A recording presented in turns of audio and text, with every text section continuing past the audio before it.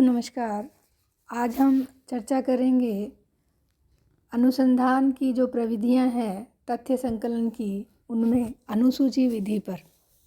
अनुसूची किसे कहते हैं, इसकी परिभाषाएं, अनुसूची की विशेषताएं, अनुसूची के उद्देश्य, अनुसूची के प्रकार, इन सब पर आज हम चर्चा करेंगे। सबसे पहले अनुसूची किसे कहते हैं, वहाँ से हम प्रारंभ करेंगे। सामाजिक अनुसंधान तथा सर्वेक्षण में सर्वाधिक महत्वपूर्ण बात विषय से संबंधित वैध एवं विश्वसनीय तथ्यों का संकलन है। तथ्यों के संकलन की एक प्रमुख विधि अनुसूची है। यद्यपि प्रश्नावली और अनुसूची में पर्याप्त समानता है, फिर भी अनुसूची की अपनी विशेषताएं हैं। इसके द्वारा साक्षात्कार एवं अवलोकन पर नियंत्रण रखा जाता है। अनुसूची वास्तव में प्रश्नों की एक लिखित सूची होती है, जिसे अनुसंधानकर्ता सूचनादाता से पूछता जाता है और भरता जाता है। अनुसूची को उत्तरदाता के पास डाक द्वारा नहीं भेजा जाता।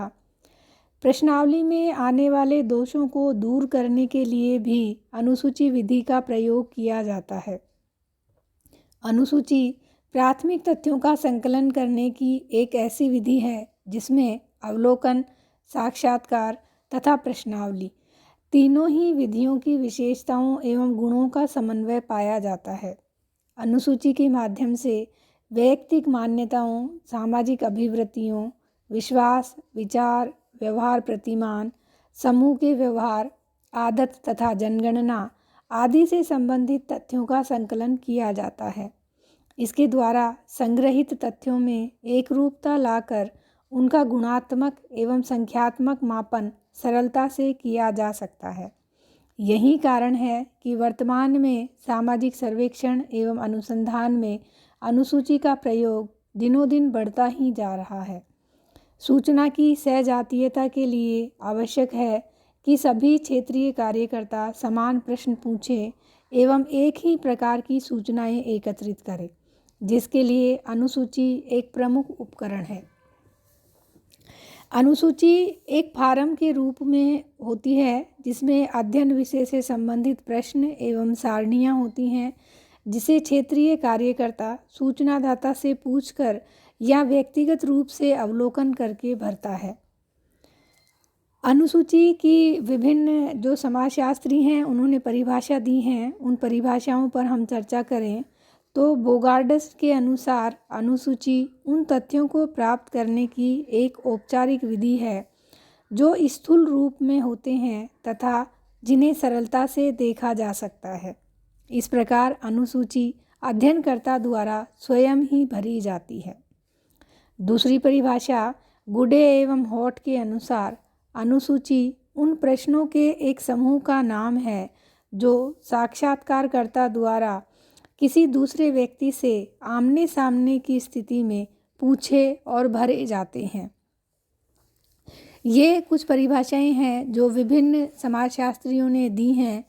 इस प्रकार हम ये कह सकते हैं कि अनुसूची अध्ययन विषय से संबंधित प्रश्नों की एक व्यवस्थित एवं वर्गीकृत सूची होती है, जिन्हें अध्ययनकर्ता साक्षात्कार द्वारा सूचनादाता को पूछता और भरता है। ये अनुसूची की विभिन्न विशेषताएं हैं जो विभिन्न समाजशास्त्रियों ने दी हैं। अब हम अनुसूची की विशेषताओं के बारे में चर्चा करेंगे। विभिन्न विशेषताएं हैं जो अनुसूची विधि में पाई जाती हैं। इसमें सबसे पहली विशेषता है अनुसूची अध्ययन विषय से संबंधित शीर्षक, उपशीर्षक एवं प्रश्नों से संबंधित एक व्यवस्थित तथा वर्गीकृत सूची होती है। दूसरी विशेषता, इसे एक प्रपत्र अथवा फारम के रूप में छपवाया जाता है, जिसमें क्रमबद्ध रूप से प्रश्न रखे जाते हैं। अगली विशेषता है, इसे भरने के लिए अध्ययनकर्ता उत्तरदाता से प्रत्यक्ष, व्यक्तिगत एवं आमने सामने का संपर्क करता है। अगली विशेषता है, अनुसूची अध्ययनकर्ता स्वयं भरता है, न कि उत्तरदाता।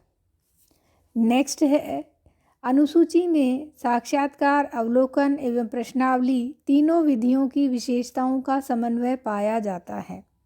अगली विशेषता है, अनुसूची का प्रयोग शिक्षित एवं अशिक्षित दोनों ही प्रकार के उत्तरदाताओं के लिए किया जाता है। नेक्स्ट है, अनुसूची में प्रश्नों की एक निश्चित क्रम होते हैं, उसी क्रम में प्रश्न पूछे जाते हैं, उनमें क्रम परिवर्तन की छूट नहीं होती। नेक्स्ट है, इसमें घटनाओं का अवलोकन भी होता है, क्योंकि अनुसंधानकर्ता स्वयं क्षेत्र में जाता है, तो जिस समय घटना चल रही है उस समय अनुसंधानकर्ता उन घटनाओं का अवलोकन करके तथ्यों को संकलित करता है। अनुसूची अध्ययनकर्ता पर नियंत्रण भी रखती है, जिससे कि वह अध्ययन विषय से परे न हटे। नेक्स्ट है, इसका प्रयोग छोटे क्षेत्र के अध्ययन के लिए ही विशेष रूप से किया जाता है, किंतु अपवाद रूप में बड़े क्षेत्रों में भी इसका प्रयोग किया जा सकता है। छोटे क्षेत्र का चयन हम इसलिए करते हैं क्योंकि अनुसंधानकर्ता को व्यक्ति से हर उत्तरदाता से मिलना होता है, इसलिए छोटे क्षेत्र का चयन अगर हम करें अनुसूची में तो हम सूचनाओं का संकलन शीघ्र ही कर सकते हैं। ये अनुसूची की विभिन्न विशेषताएं हैं। आगे हम चर्चा करेंगे अनुसूची के उद्देश्यों पर। सबसे पहला उद्देश्य है, अनुसूची का प्रमुख उद्देश्य प्रामाणिक, विश्वसनीय एवं यथार्थ सूचनाएं संकलित करना है। दूसरा है, गुणात्मक तथ्यों को संख्यात्मक तथ्यों में प्रकट कर उन्हें अनुमापन योग्य बनाना इसका उद्देश्य है। तीसरा, अध्ययन समस्या के बारे में वैषयिक सूचना संकलित करना। चौथा, तथ्यों का एक व्यवस्थित क्रम में संकलन करना। पांचवा, स्थानीय एवं क्षेत्रीय अध्ययन करना। नेक्स्ट, अनुसूची में अध्ययनकर्ता की स्मरण शक्ति पर भरोसा नहीं किया जाता, क्योंकि उसकी भी एक सीमा होती है, वह कुछ तथ्य भूल सकता है, इसीलिए इसमें प्रश्न लिखित में होते हैं जिन्हें साथ के साथ सूचनादाता से पूछकर भरना होता है। अगला है, इसमें अनावश्यक तथ्यों के संकलन से बचा जा सकता है, क्योंकि अनुसंधानकर्ता स्वयं क्षेत्र में गया है तो उसे अपनी समस्या के बारे में पूरी जानकारी है, तो वह उन्हीं तथ्यों को संकलित करता है जिन तथ्यों की उसे आवश्यकता होती है और अनावश्यक तथ्यों को वह संकलित नहीं करता है। अब हम चर्चा करेंगे अनुसूची के विभिन्न प्रकारों पर।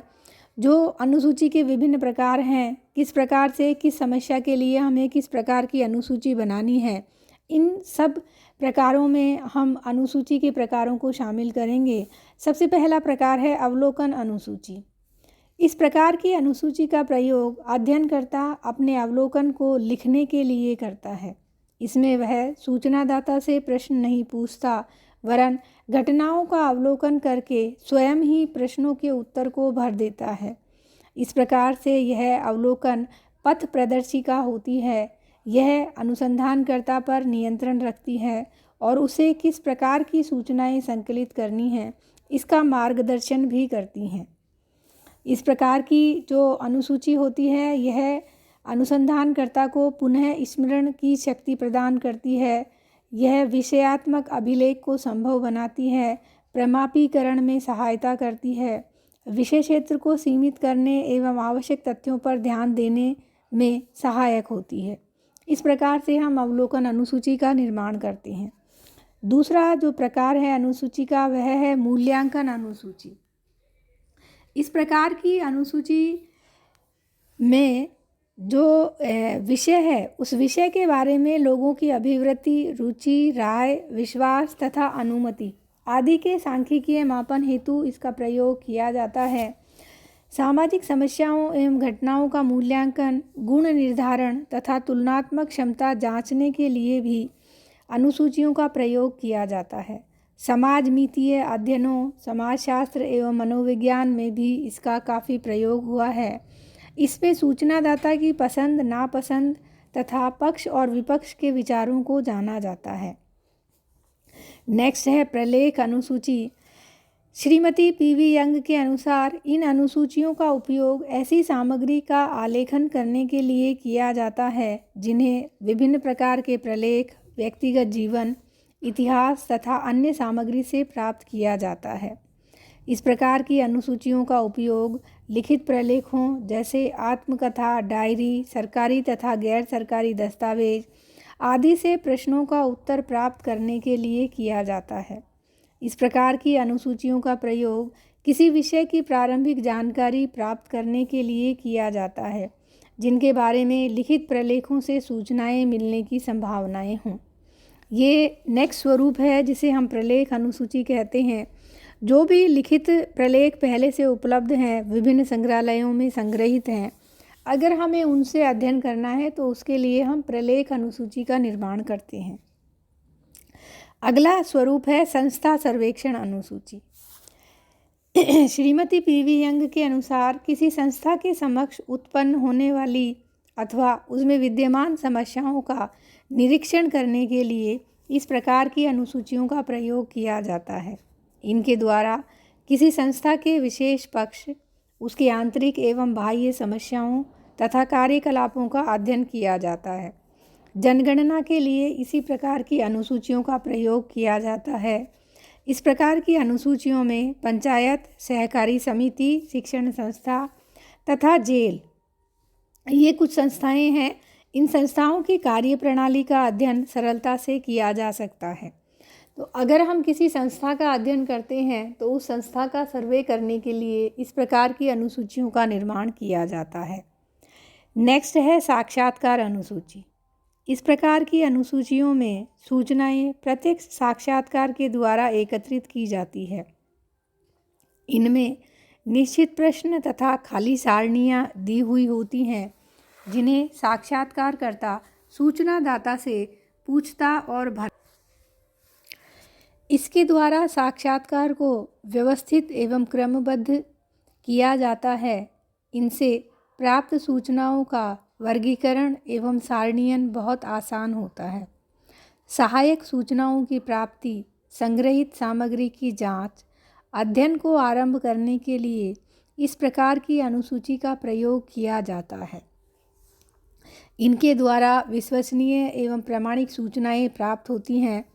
व्यक्तिगत संपर्क के कारण इसमें अनुसंधानकर्ता सूचनादाताओं को सूचना देने के लिए प्रेरित भी कर सकता है। इनसे प्राप्त सूचनाओं का सत्यापन हो जाता है। कई घटनाओं का अवलोकन द्वारा भी सत्यापन हो जाता है। इसके द्वारा अशिक्षित उत्तरदाताओं से भी हम सूचनाएं प्राप्त कर सकते हैं। इसके द्वारा अध्ययनकर्ता की स्मरण शक्ति पर आवश्यकता से अधिक भरोसा करने की ज़रूरत नहीं पड़ती। ये अनुसूची के स्वरूप हैं जिसमें हमने चर्चा की अवलोकन अनुसूची, मूल्यांकन अनुसूची, प्रलेख अनुसूची, संस्था सर्वेक्षण अनुसूची और साक्षात्कार अनुसूची पर। ये कुछ विभिन्न प्रकार हैं। समस्या के अनुसार हम अनुसूची का निर्माण करते हैं। आज के लिए बस इतना ही। धन्यवाद।